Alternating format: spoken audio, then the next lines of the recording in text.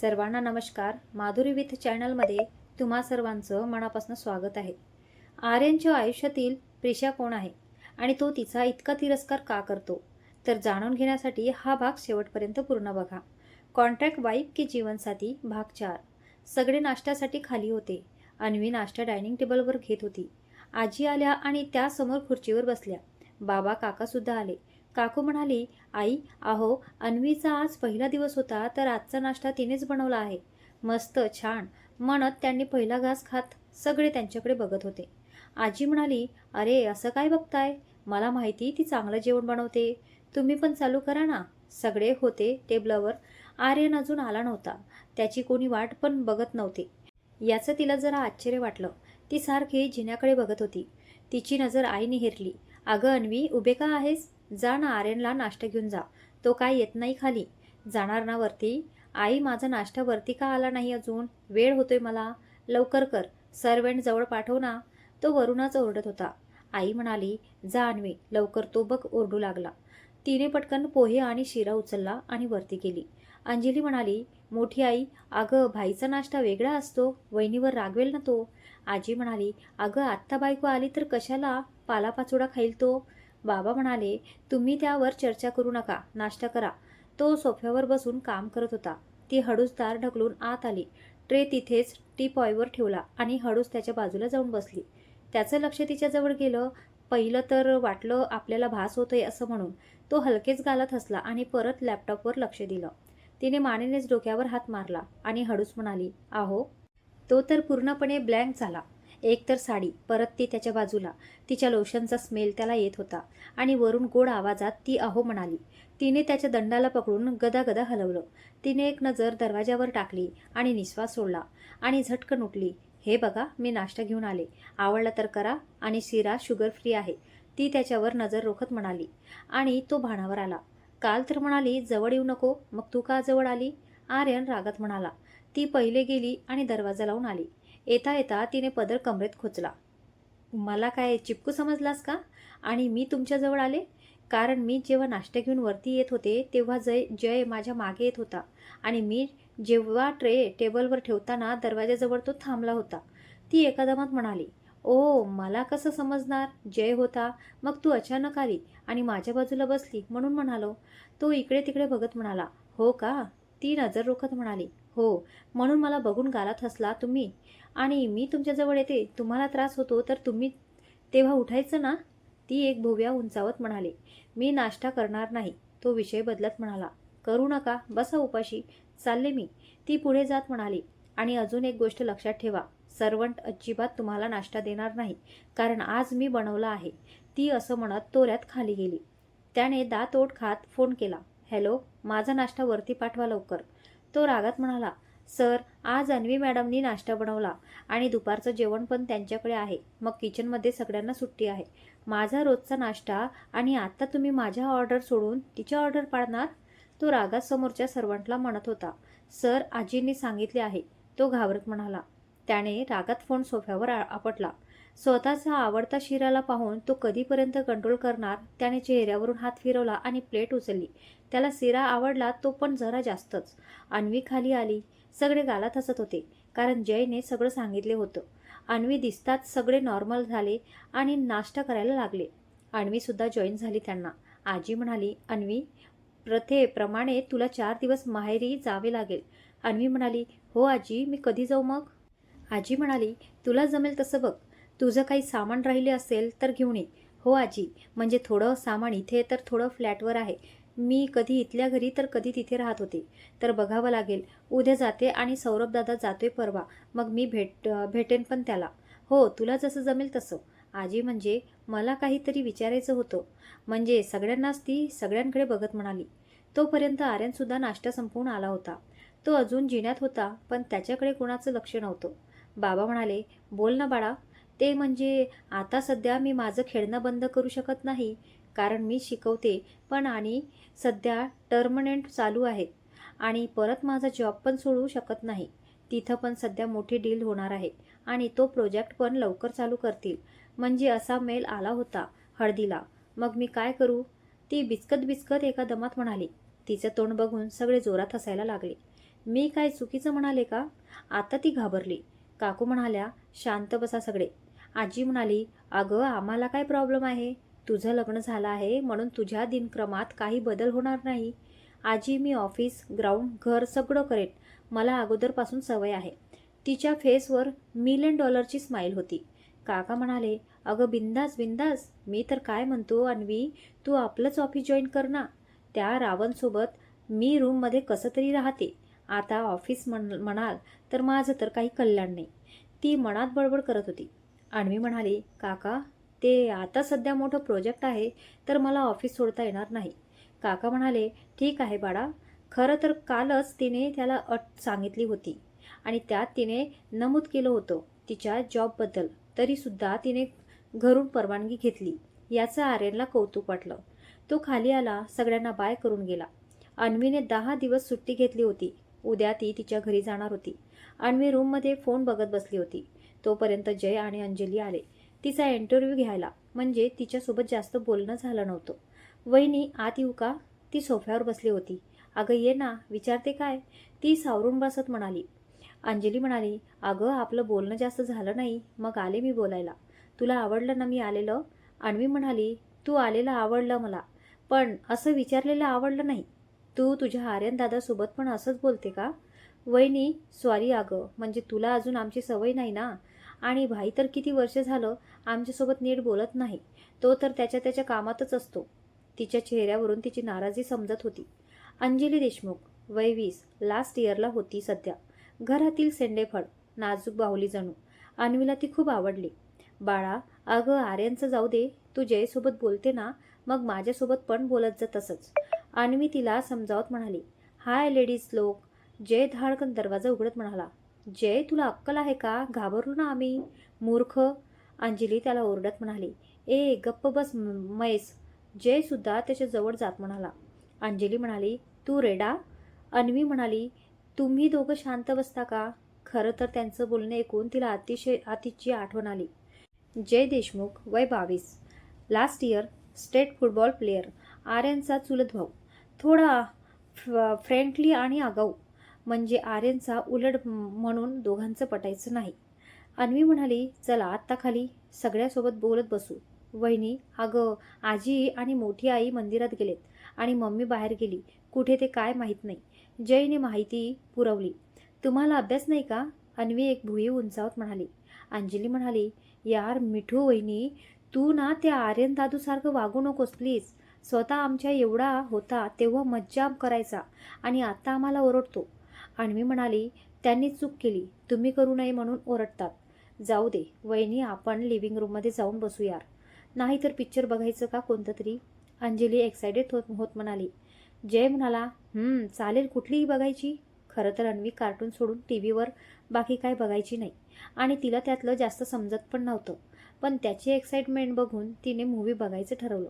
अन्वी म्हणाली, कुठली सांगा तुम्ही दोघंच. अंजली म्हणाली, तू सांग ना. अन्वी म्हणाली, एंड गेम बघायचं का? जय म्हणाला, चालेल. तिघे खाली मूव्ही बघायला गेले. अंजलीने बसल्या बसल्या पॉपकॉर्न आणि स्नॅक मागवलं. ते बघून अन्वी मनात, यार हे असं आयतं खायचं शिकावं लागेल. आत्तापर्यंत बनवल्याशिवाय पर्याय नसायचा. आता काय मिठू तुला शिकावं लागेल. खरं तर तिला हे पटत नव्हतं आणि तिला आवडायचं पण नाही. पण ती शांत बसली मूव्ही बघत. 4 तास तर ते तिथून उठणार नव्हते. अरे फ्री आहेस का तू? मनीष आर्यनला फोन करून विचारत होता. आर्यन म्हणाला, हां आता एक मीटिंग आटोपली, आता अर्ध्या तासात दुसरी आहे. तू कुठे आहेस? मनीष म्हणाला, मी कॅन्टीनला चाललो कॉफीला, त्यासाठी विचारत होतो येतो का सोबत. हां येतो म्हणत फोन ठेवला. ब्लेझर काढला आणि कॅबिनचा बाहेर पडला. मनीष अगोदर तिथे होता. कॅन्टीनमध्ये जास्त गर्दी नव्हती. काय मग, काल तर लग्न झालं आणि आज आला आपण ऑफिसला? मनीष हसत म्हणाला. आर्यन म्हणाला, तुला अगोदर माहिती आहे सगळं, मग का विचारतोय रे? मनीष म्हणाला, आर्यन, अरे अन्वी चांगली आहे, तू एक चान्स देऊन बघ ना तुमच्या रिलेशन्सला. Enough Manish, what are you talking? तो जवळजवळ ओरडला. मनीष म्हणाला, का मी चुकीचं बोललो? अरे ती मुलगी सोडून गेली तुला. हां बोल ना, गेली ना. तू स्वतःला त्रास करून घेतो, घरच्यांना त्रास देतो आणि आता हे कॉन्ट्रॅक्ट मॅरेजचं खूल डोक्यात तुझ्या. आर्यन म्हणाला, मनीष मी अन्वी सोबत अगोदरपासून क्लिअर आहे आणि माझे घरचे स्वतः जबाबदारी आहेत याला. त्यांनी माझ्या त्रिशाला ॲक्सेप्ट केलं असतं तर आज मी नीट वागलो असतो त्यांच्याबरोबरच. हे बघ, तुला माहिती का त्यांचं बोलणं काय झालं ते? आजीला ती आवडली नाही म्हणजे ती खरी चांगली नसेल. समजत का नाही रे तुला? मी वाईट चितेन का तुझं? कधी तुला सगळं समजणार? मनीष तो हताश झाला. आर्यन म्हणाला, मला समजावू नको. सध्या माझी प्रॉपर्टी मला महत्त्वाची, त्यामुळे ती परत येऊ शकेल. एक माझं ठीक आहे. तुमच्या या कॉन्ट्रॅक्ट मॅरेजला ती सुद्धा तयार आहे, समजलं मला. तू रिलेशन ठेवू नको, मैत्री कर मग. मनीष काहीसा विचार करत म्हणाला. आर्यन म्हणाला, काय गरज त्याची? ज्या गावाला जायचं नाही त्याची बस का पकडायची? मनीष म्हणाला, जाऊ दे, समजावून उपयोग नाही. अजून 6 महिने सोबत आहात म्हणून म्हणालो. मी जातो म्हणत आर्यन उठला. माझी डिनर मीटिंग आहे, तिथूनच घरी जातो. व्हिडिओ कॉन्फरन्सवर आहे, मग मी आता येत नाही, उद्याच येतो. आर्यन म्हणाला व निघाला. मनीषने निराशेने मान हलवली. हॅलो, एक व्यक्ती. हां बोला, खूप दिवसांनी फोन होत आहे. दुसरी व्यक्ती म्हणाली, मग आता काय तुला फोन करून गप्पा मारू? आणि माहिती तुला भेटली नसेल म्हणून म्हणलं आपणच फोन करावं. पहिली व्यक्ती म्हणाली, काय बोला लवकर. दुसरी व्यक्ती म्हणाला, आर्यनचं लग्न झालं परवा, आत्ता हालचाल करा. पहिली व्यक्ती म्हणाली, जोपर्यंत लीगल प्रॉपर्टी भेटत नाही मी काही करू शकत नाही. दुसरी व्यक्ती म्हणाली, बघा काय करता, माझं नाव नाही यायला पाहिजे. पहिली व्यक्ती म्हणाली, हा वकीलला गुंडाला आणि मृत्यूपत्रचं बघा, आत्तापर्यंत बनवल्याचं असेल. दुसरी व्यक्ती म्हणाली, वकील विकाऊ नाही, बघते मी, बाकी तू आतापर्यंत फोन करू नको, मी करते परत. पहिली व्यक्ती म्हणाली, अजून एक, माझ्याबद्दल तिला समजलं पाहिजे मी कोण आहे ते, म्हणजे डिवोर्स देईल ती. दुसरी व्यक्ती हस्त म्हणाली. पहिल्या व्यक्तीने तोंड मुरडलं. दुपारी जेवण करून अन्वी रूममध्ये आली. आर्यन अगोदरच स्टडीमध्ये होता. ती माहेरी जाण्यासाठी तयारी करत होती. सुट्टी असल्याने ती बॅग भरून झोपून गेली.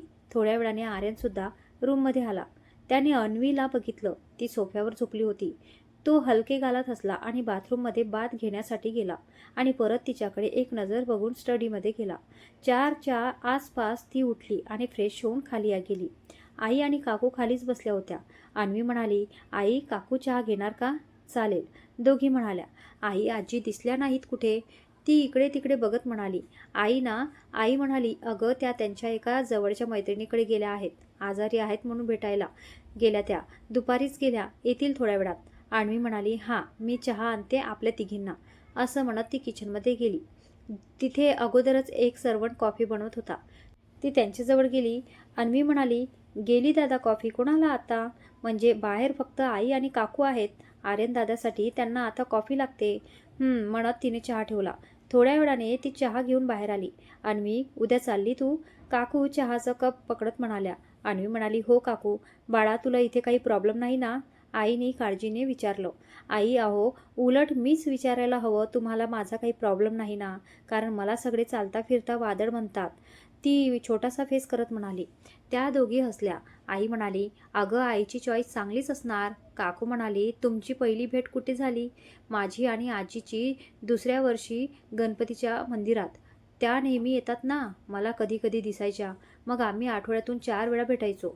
मग त्या कधी कधी ग्राउंडवर पण भेटायच्या, म्हणजे मॅच असेल तर यायच्या. जयसोबत पण आल्या होत्या 2 वेळा. अन्वी आठवत म्हणाली. काकू म्हणाली, अगं बाई, लपवून ठेवलं तुझ्याबद्दल आमच्यापासून.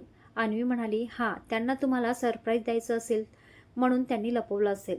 आई म्हणाली, अगं अन्वी, इथे का बसली? जा ना वरती. आर्यन आहे आणि आता नवीन लग्न आहे तुमचं. एक तर तो कामात असतो दिवसभर. आज आला, कसा आला त्यालाच माहिती.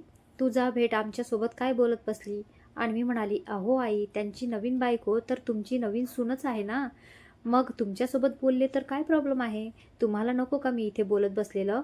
आई म्हणाली, आमच्यासोबत नंतर बोल, आधी नवरा. जा लवकर. यार आई, काय मला रावणच्या गृहेत पाठवत आहात? आता जावंच लागेल. उठा मॅडम, निघ तू. असं स्वतःला स्वतः म्हणाली आणि नाईलाजाने उठली. जाते मी म्हणत लाजायचं नाटक करत उठली. ती हळूच वर आली तर आर्यन तयार होत होता. अन्वी म्हणाली, कुठे चाललात? तुला काय? तो टर्न होत म्हणाला, हे बघा मला हाऊस नाही. ते तर घरी विचारलं, कुठे गेला नवरा तुझा? तर काय बोलू मी त्यांना? हां, त्यांना काय वाटेल? वाऱ्यावर सोडलं हिने नवऱ्याला. आणि त्यांच्या मते माझा हक्क हे जाणून घ्यायचं. किती वेळ लागेल मला समजवायला हवं? नाहीतर असं म्हणत तिची नजर समोर गेली. तो तिच्या एकदम समोर येऊन थांबला होता. झालं का? नाही नसेल तर सांग, मी थांबतो. मी मीटिंगला चाललोय, त्यानंतर गर्लफ्रेंडला भेटायला. मग माझी वाट पाहू नको, असं म्हणत त्याने कोट चढवला. अहो, तुम्हाला माहिती तरी का प्रिशा कुठे आहे आणि मने भेटायला जाणार? ती हसत म्हणाली.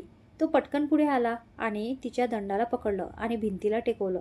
तुला कोणी माझ्या पर्सनल लाईफमध्ये ढवळाढवळ करायला सांगितली? हा, बोल, तुला काय करायचं आहे? कुठे आहे ती? आणि जर आजीने तुला सांगितलं असेल माझी अगोदर गर्लफ्रेंड होती त्रिशा, तर मी अजून पण तिच्यावर प्रेम करतो, समजलं? 6 महिने फक्त, पण माझ्या लाईफपासून लांब राहायचं. आर्यन काहीसा चिडून आणि रागात म्हणाला. ती फक्त त्याच्या डोळ्यात बघत होती, पण निरर्थक ती काय समजायचं समजून गेली. प्रेम? प्रेम होतं त्रिशावर? हो का? नाही, हे तर आता त्यालाच माहिती. अन्वीने पटकन त्याने पकडलेल्या हातावर जोरात हात मारला. हे बघा, तुमची काय भानगड मला माहीत नाही आणि जाणून पण घ्यायची नाही. आणि ती फ्रेम मला दाखवायला ठेवली असेल तर मला पण त्याचा काही फरक पडणार नाही. तुमची त्रिशा तुम्हाला लख लाभो. आणि आत्ता फक्त हाताने मारलं, नंतर मी माझी फुटबॉल स्किल दाखवेन, अंडरस्टँड? अन्वी रागात म्हणाली आणि फोन उचलून गॅलरीमध्ये गेली. तो सुद्धा रागात तयार झाला आणि बाहेर पडला. घरात त्याला कुठे चालला हे सुद्धा कोणी विचारलं नाही आणि त्याने सांगायची तसदी पण घेतली नाही. खरं तर मनाच्या एका कप्प्यात तिने विचारलं म्हणून गार्डन झालं होतं. कारण जेव्हापासून त्याने ऑफिस जॉईन केलं होतं, जय आणि अंजली त्याच्यापासून लांब झाले होते. आई बाबासाठी सुद्धा त्याच्याकडे वेळ नव्हता. आजीच त्याला विचारायच्या. त्रिशाचा विषय निघता त्याचं मॅनचं स्विच ऑन झालं आणि त्याच्यावर बरसला ना. पण आपली अन्वी काय कमी ती, पण तिचीच बायको. रात्री सगळे जेवायला बसली. आजी म्हणाली, आर्यन नाही आहे का घरी? अन्वी म्हणाली, आजी ते मीटिंगला गेलेत, यायला त्यांना वेळ लागेल, डिनर पण तिथेच करणार आहेत. आजी म्हणाली, हां, बॅग वगैरे भरली? मग उद्या सकाळी निघ आणि जाऊन लवकर ये. अन्वी म्हणाली, हो आजी. वहिनी यार, आता तू लवकर ये, म्हणजे माझी प्रॅक्टिस करून घे. म्हणजे आता बेळगाव टर्मनंट, नंतर नाशिक टर्मनंट आहेत. आपल्याकडे मैदान आहे घरी, आपण प्रॅक्टिस करू शकतो. हां, अन्वी म्हणाली. जय, अरे बाळा, मी काय शिकवणार? तुमचे ट्रेनर सुजय सर आल्यावर मी कुठे लागणार? जय म्हणाला, हा वहिनी, तेच भारी आहेत. तुझे बेस्ट फ्रेंड आहेत ना, माहिती मला. हा म्हणत ती गोड हसली. काकू म्हणाली, नंतर बोला, आता जेवण करा. वहिनी, माझं काम आहे तुझ्याकडे, नंतर बोलू. अंजली तिच्या कानात खुसफुसली. अन्वीने सुद्धा होकार भरला. तोपर्यंत आर्यन सुद्धा आला होता. त्याचं जेवण झालं होतं. तो फ्रेश होऊन खाली आला आणि लिव्हिंग रूममध्ये जाऊन बसला. रात्री सगळे थोडा वेळ गप्पा मारायचे जेवण झाल्यावर. मग तो त्यावेळी सोबत असायचा आणि त्याच्यासोबत त्याच्या मोबाईल नाही तर लॅपटॉप. जेवण झालं सगळ्यांचं, सगळे बोलत बसले होते लिव्हिंग रूममध्ये. अंजली म्हणाली, मी काय म्हणत होते, म्हणजे माझं जे अगोदरचा डान्स क्लास होता तो मी बंद करायचा विचारत होते. तर परवा पूजेच्या वेळी समजलं मला की पूर्वाताई म्हणजे अन्वी वहिनीची मैत्रीण, ती डान्स क्लास घेते. मग माझं मन असं आहे, मी तिथे जाऊ का? ओके, तुला जसं वाटेल तसं. तू चौकशी कर आणि जा. बाबा, अंजली अजून एक. अन्वी सोफ्यावर बसत म्हणाली. अंजली म्हणाली, काय, बोल ना. अन्वी म्हणाली, पूर्वा 15 मुलींकडून ती फी घेत नाही, तर सध्या लहान मुलींची संख्या जास्त आहे, तर तू हेल्प करशील बाळा तिला? वहिनी, मला जमत असेल तर मी नक्की करेल. अन्वी म्हणाली, म्हणजे त्या लहान मुली आश्रमाच्या आहेत, तर त्यांच्यासाठी तर तू तिला मदत करशील? अंजली म्हणाली, उलट चांगलंच आहे, मी जात जाईल. ठीक आहे, मी तुला तिचा नंबर सेंड करते, तू बोलून घे. आता आपण तो मोबाईल घेऊन बसला होता. कान फक्त सगळ्यांच्या बोलण्याकडेच होतं. जय म्हणाला, वहिनी, अगं सुजय सर पण लहान मुलांची वेगळी प्रॅक्टिस घेतात. बाकी आमच्या इथे ते एकटेच आहेत फ्री क्लास घेणारे. हां, माहिती ना, मी पण तसंच करते. मी एकटी नाही, आमचा पूर्ण ग्रुप आहे. आम्ही सगळे वेगवेगळे लहान मुलांचे फ्री क्लास घेतो आणि ज्याच्याकडून फी घेतो ती फी दुसऱ्या मुलांसाठी वापरतो. अन्वी स्माईल करत म्हणाली, वाव वहिनी, नाईस. हां, आई म्हणाली, आणि परवा रुची आली होती, ती सुद्धा कराटे क्लास घेते म्हणते. म्हणजे मी विचारले होते तिला काय करते ते. अन्वी म्हणाली, हां आई, ती पण आमच्यासारखी शिकवते. बाबा म्हणाले, हां, अगं सगळं डिटेल सांग, अर्ध नको. सगळ्यांच्या चेहऱ्यावर एक्साइटमेंट दिसत होती. हां, म्हणजे आम्ही 7 जण. मी, पूर्वा, सुजय, राहुल, रुची, अर्णव, राघव मी सुजय. अर्णव फुटबॉल शिकवतो, राहुल आणि राघव क्रिकेट. रुची कराटे क्लास घेते आणि पूर्वा डान्स क्लास. तिचा चेहरा चमकत होता सांगताना. हा पण हे आमचं गुपित होतं, पण मी तुम्हाला सांगितले कारण मी काय करते हे तुम्हाला सगळ्यांना माहिती हवं. बाबा म्हणाले, मस्त बाळा, छान. स्वतःचे गुण जपता जपता लहान मुलांचा विचार करता. हीच बाब आजच्या तरुण पिढींना समजली तर आपलं कल्याण नक्की होईल. काका म्हणाले, हो, सगळ्यांना हे जमत नाही. यात फक्त आजी क्रेडिट घेत होत्या. शेवटी चॉईस हो. अजून काय? मग नाच सून कोणी पसंत केली? आजी नसलेली कॉलर उडवत म्हणाल्या. जय म्हणाला, हो माझी आजी. वहिनी, माझी काही हेल्प होत असेल तर मी सुजय सरांना नक्की मदत करेन. अन्वी म्हणाली, तुला जसं जमेल तर. मग नंतर सगळे थोडा वेळ गप्पा मारत बसले आणि आपापल्या रूममध्ये गेले. अन्वी रूममध्ये आली. तिला काय आज लवकर झोपायचं नव्हतं आणि पुढे 10 दिवस ती उशिरापर्यंत जागणार होती. लग्नाच्या निमित्ताने का होईना तिला ग्राउंड आणि ऑफिसला दोन्हीकडे सुट्टी होती. सकाळी लवकर उठावं लागायचं म्हणून ती लवकर झोपायची. पण आता थोडे दिवस तिने सिरीज बघायचं ठरवलं. थोडा वेळ फोनवर टाइमपास करत बसली. अजून सगळ्यांना लग्नाबद्दल सांगितले नव्हतं. आता उद्या माहेरी गेल्यावर सांगायचं ठरवलं. आर्यन पण थकला होता. त्याने बाथ घेतला. थोडा वेळ काम करत बसला. आज अन्वी जागी होती. तो जागा होता तोपर्यंत तो स्टडीमधून बाहेर आला आणि तिच्याकडे बघितलं आणि जाऊन बेडवर झोपला. रात्री कधी तर ती झोपली. दुसऱ्या दिवशी नाश्ता करून अन्वी माहेरी निघाली. ती जायच्या अगोदर आर्यन सटकला ना, नाहीतर तिला ड्रॉप करायला सांगायचे. ती घरी पोहोचली. आज एक दिवस काका काकूकडे आणि 2 दिवस फ्लॅटवर राहणार होती. घरी आली, थोडा वेळ आराम केला आणि दुपारचं जेवण बनवलं. नंतर आतिश आल्यावर जेवण आटपलं. मग ती झोपली आणि संध्याकाळी ती सामान पॅक करत होती. थोड्या कुंड्या आणि रोप घेतले कारण आतिशला बाहेरचा बगीचा आणि गॅलरी सांभाळायला जमणार नाही हे तिला माहिती होतं. रात्रीचं जेवण वगैरे आटपून ती झोपली. आर्यन घरी आला. तो रात्रीच्या डिनरसाठी खाली आला. आज कालच्यापेक्षा जरा शांत वाटलं जेवताना कारण अन्वीने फोन केला होता. थोडा वेळ खाली बसून तो वरती आला. एक नजर सोफ्यावर मारली आणि वॉर्डरोब जवळ गेला. वॉर्डरोबमधून ती फ्रेम काढली. फ्रेम घेऊन तो सोफ्यावर बसला आणि फ्रेम पकडून कुस्तीत हसला. Prisha, miss you a lot. तुला काय वाटलं? हा, मी मूर्ख आहे?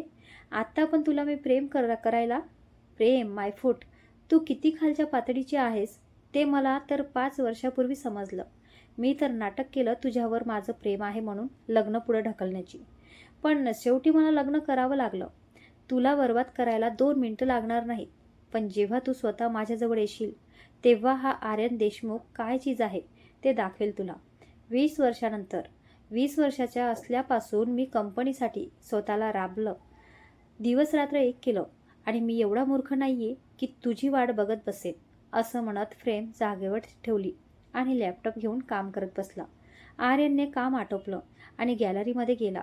रात्रीच्या वेळी समोरच्या झाडांच्या पानाची सडसड ऐकू येत होती. तो नकळत अन्वीचा विचार करत होता. तिला कसं समजलं? मी ती फ्रेम तिला दाखवण्यासाठी ठेवली आणि तिला तिचं नाव माहिती म्हणजे आजीने माझा भूतकाळ तिला सांगितला. पण मला तिची लाईफ स्पॉईल करायची नव्हती म्हणून मी तिला अगोदर कल्पना दिली होतीच. पण तरीसुद्धा ती लग्नाला तयार झाली.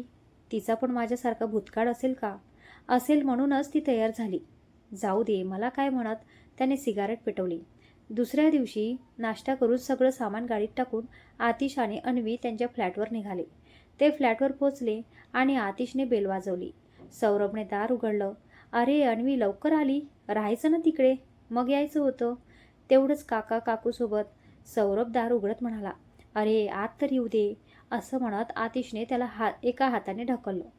पण तो जागचा हल्ला नाही. दोघं आता लगेच भांडू नका, मला आत यायचं आहे. असं म्हणत ती आत घुसली आणि रूममध्ये गेली.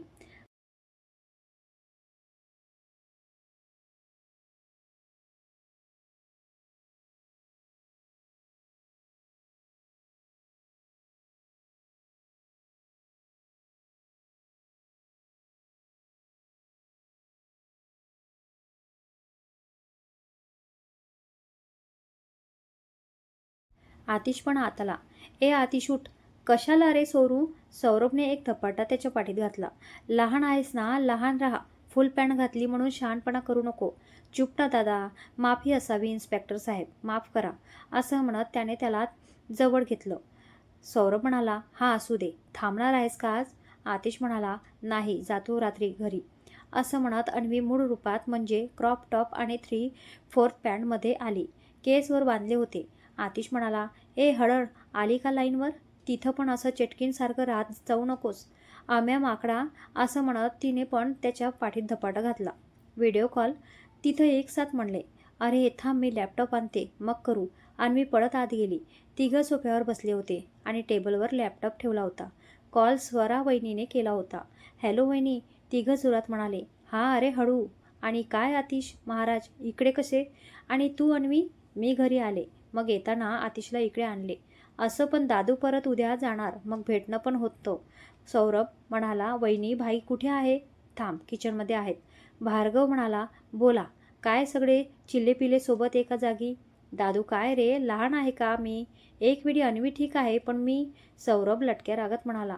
असं म्हणतच अन्वीने एक फटका त्याच्या हातावर मारला. आतिश म्हणाला, अरे खरंच अन्वी ताईचं लहान आहे. मला तर गर्लफ्रेंड पण आहे. मी नाही येत चिलीपिलीत. अन्वी म्हणाली, मी जाते उठून. तुम्ही नेहमी मला का बोलता? तिच्या हातात हिरवा चुडा, गळ्यात मंगळसूत्र आणि मेहंदी बघून भार्गवला भरून आलं. खरंच अगं स्वरा, आपली लहान पिल्लू मोठी झाली बघ म्हणत तो स्वराला म्हणत होता. त्याचे हलके डोळे पाणावले. स्वराने त्याच्या पाठीवरून हात फिरवला. सौरभने पण तिला एका बाजूत मिठीत घेतलं. सगळे 2 मिनिट शांत झाले. आतिश म्हणाला, अरे जिजू आठवण काढत असतील ना ताई? तू असं आली म्हणजे? बसला याला पण एक धपाटा. अन्वी म्हणाली, गाढवा. वहिनी मी येते बेबी झाल्यावर. डिलिव्हरीची तारीख आली ना मला सांगा, येते मी. हो बाळा. आणि जमतंय ना सासरी? अल्लडपणा कमी कर आणि आता क्लबमधून घरी लवकर जात जा. आता बदललं आहे सगळं, समजतं ना बाळा? हो, मी घरी सांगितले. घरी परवानगीसुद्धा दिली.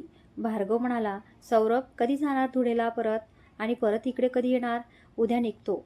पुढच्या महिन्यात येतो मी. हा चालेल. स्वरा म्हणाली, सौरभ आता इथेच येतो तर एखादी मेळ बघून ठेव, म्हणजे तुझ्या जेवणाची सोय होईल. हा वहिनी, मी आहे ना, मी बघते. दादा एक ना. अन्वी भार्गवला म्हणाली, काय? ती माझी भाई देत नाही. सांग ना प्लीज. मी नीट चालवेन, शपथ. खरंच मला पाहिजे रे. सांग त्याला ना प्लीज. भार्गव काय बोलणार? तो सौरभने त्याला डोळा मारला. तो काय ते समजून गेला. कशाला मस्ती करायला पाहिजे का तुला? अजिबात नाही. तुला बाईक भेटणार नाही. टॅक्सीने जायचं आता, समजलं? अन्वी म्हणाली. तिने पप्पी फेस बनवला. दादा प्लीज. नाही सांगितले ना. अजिबात नाही. बाय, मला अजिबात कोणासोबत बोलायचं नाही. असं म्हणत उठता उठता एक धपाटा आतिशच्या पाठीवर मारला. तो कळवळला. ए मसे, मी घेतली का तुझी प्राणप्रिय बाईक? तू मला मारतीये? ती तनतन करत आत निघून गेली. नंतर चौघे थोडा वेळ बोलले आणि फोन ठेवून दिला. अन्वी म्हणाली, हॅलो आई. आई म्हणाली, कधी येणार आहे ग? बघ 4 दिवसात सवय झाली तुझी. परवा येते मी. घरच्यांची विचारपूस केली आणि फोन ठेवला. हॅलो, बोला मॅडम. अन्वी म्हणाली, ए सुजा, नाटक करू नको. आणि एक उद्या दुपारी सगळ्यांना माझ्याकडून पार्टी. सुजय म्हणाला, काय? ए खूप भारी. पण पार्टी देण्याचं काही खास कारण? अन्वी म्हणाली, आहे सांगते. तू सगळ्यांना सांग. मी ग्रुपमध्ये ॲड्रेस आणि टाईम सांगते. हां चालेल, भेटू. Bye bye. रात्री जेवण करून आर्यनवर आला. एक नजर सोफ्यावर मारली. काय 2 दिवस बघायची सवय झाली ना. आता दिसत नाही तर वाईट त्याला अजिबात वाटत नाही. तुम्हाला वाटेल प्रेम झालं का लगेच? ही हळल नाही तर चांगलं वाटत आहे. नाहीतर तिच्या तोंडाचा पट्टा चालू असतो. कधी एकदा डिवोर्स घेईल असं झालंय. असं म्हणत तो गॅलरीमध्ये गेला आणि सिगारेट ओढत बसला. वाह, किती भारी वाटत आहे एकटीला झोपायला. आणि ते पण बेडवर. त्याचं झोपणं बघून मी तर अजिबात त्याच्या बेडवर झोपणार नाही. कसला बेकार झोपतो, नशीब घोरत नाही. ती बेडवर पडल्या पडल्या विचार करत होती. आर्यनला 4-5 निकनेम देऊन आणि शिव्या देऊन ती झोपली. दुसऱ्या दिवशी मनीष, आज मेहतासोबत मीटिंग आहे. माझ्यासोबत चल दुपारी. आर्यन जो आत्ताच ऑफिसला आला होता. ए हिरो, जरा कॉफी तर घे. स्वतः एक लवकर येतो, सोबत मला पण घेऊन येतो. मनीष जो आर्यनमुळे लवकर उठून आला होता. मनीष, मला काहीतरी विचारायचं होतं. विचारू? अरे हां, बिंदास विचार. तू कॉलेजमध्ये होता तेव्हा तुला एक मुलगी आवडायची. त्यानंतर तू माझ्यासोबत आला मास्टरसाठी. मग त्या मुलीचं काय झालं? मनीष म्हणाला, ती दुसऱ्यासोबत खुश असेल. आर्यन म्हणाला, आणि कोण आहे ती? याला जर नाव सांगितले तर हा तिची कुंडलीच काढणार. नाव सांगतो सरळ. मनीष म्हणाला, पूर्वा, अन्वीची मैत्रीण. आर्यन म्हणाला, मला तर वाटलंच. मनीष म्हणाला, साल्या मग विचारतो कशाला? आर्यन म्हणाला, हां मग पुढे काय? लग्न वगैरे? मी प्रेम करायचो, पण आता नाही. मनीष नजर चोरत म्हणाला. आर्यन म्हणाला, काय झालं होतं सांग, नेहमी टाळत आला आहेस तू. एक मग ती फर्स्ट इयरला होती आणि मी लास्ट इयरला. फ्रेशर पार्टीला माझी आणि तिची ओळख झाली फक्त. म्हणजे त्याच्या ग्रुप आणि आमच्या ग्रुपची ओळख झाली. नंतर मला ती आवडली. माझं लास्ट इयर असल्याने आम्ही फक्त 1 वर्ष सोबत होतो. प्रेम केलं मी, पण तिला एकाने प्रपोज केलं आणि मग मी असा. आर्यन म्हणाला, हे माहिती मला. मनीष म्हणाला, मग विचारत काय आहेस?